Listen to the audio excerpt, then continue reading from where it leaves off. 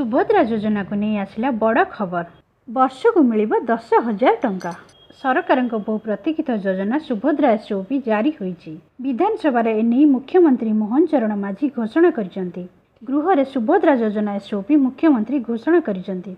21 वर्ष रु अधिक एवं 60 वर्ष रु कम बयस मध्य महिला को मिल टंका।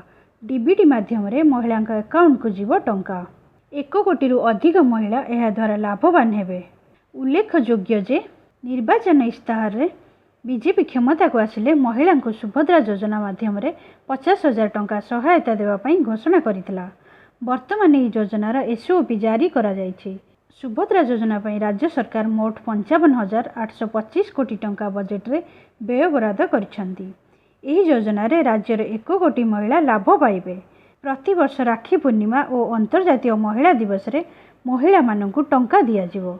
प्रति वर्ष 2 थर 5,000 टंका 5 वर्ष पर्यंत यही सहायता राशि मिलिबो।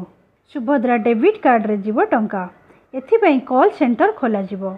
अंगनवाड़ी केन्द्र, ब्लॉक कार्यालय, जनसेवा केन्द्र रे आवेदन करि परिबे हिताधिकारी। एथि सहित राज्य रे डिजिटल कारोबार को प्रोत्साहन पई सरकार अतिरिक्त सहायता प्रदान करिवे।